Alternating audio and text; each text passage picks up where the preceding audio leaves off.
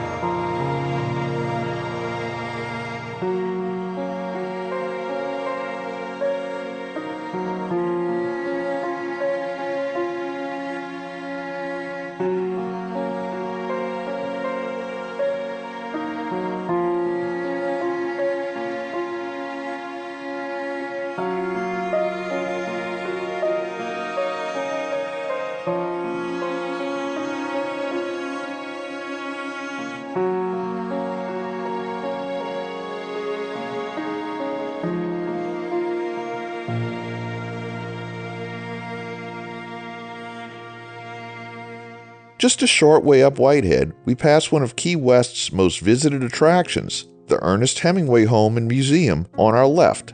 Hemingway lived here during the 1930s, and the Spanish colonial house still contains many of his furnishings and personal artifacts.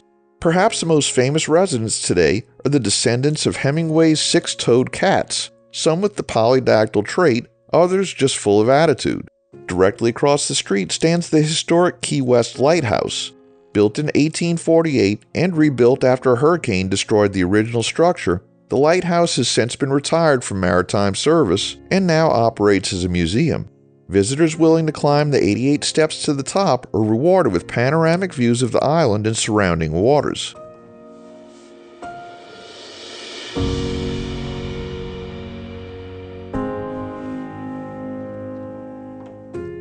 Shortly after passing the Hemingway House, US-1 makes a sharp left onto Truman Avenue.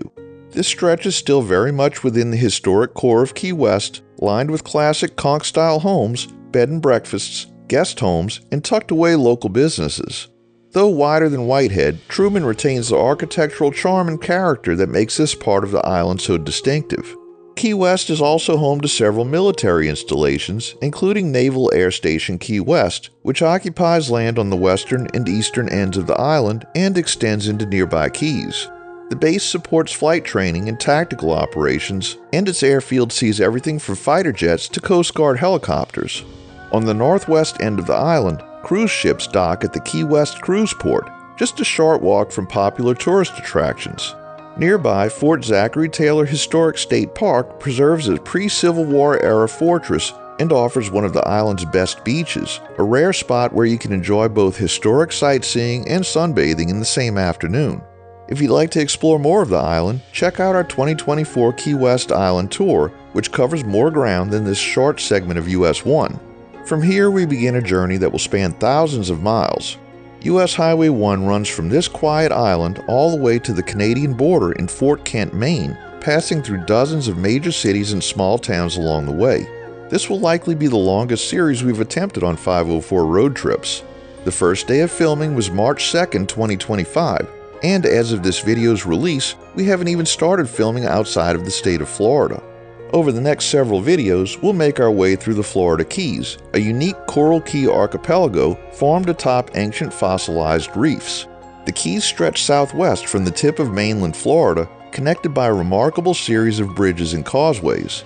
Geologically speaking, these islands are relatively young and lie just a few feet above sea level, with the waters of the Atlantic on one side and the Gulf of Mexico on the other. Although Cuba lies only 90 miles south of Key West, no, you cannot see Havana from here. Despite the local legends, there are no buildings in Cuba tall enough to rise above the horizon from sea level in Key West. In fact, you'd need to climb a pole over 528 feet high just to begin to glimpse any part of Havana, and even then, only on an unusually clear day.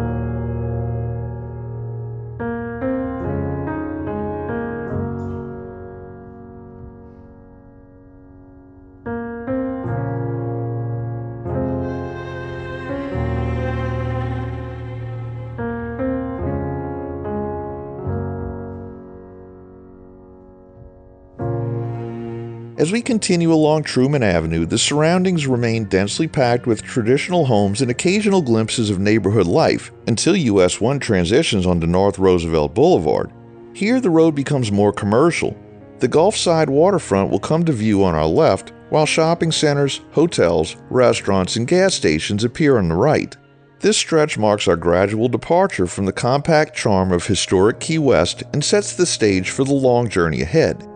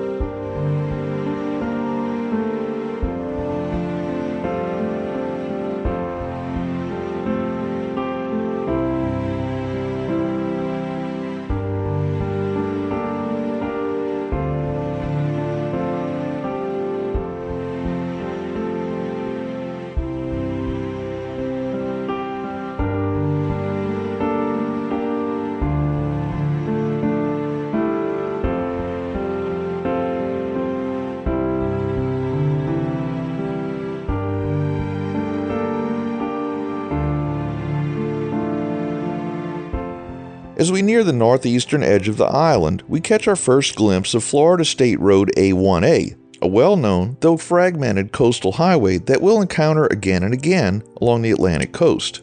We reach the easternmost edge of Key West where US-1 makes its final left turn onto the overseas highway. That roadway will carry us off the island and toward the lower Keys, but for now we'll end this first leg of our journey at mile marker 4. Thanks for watching.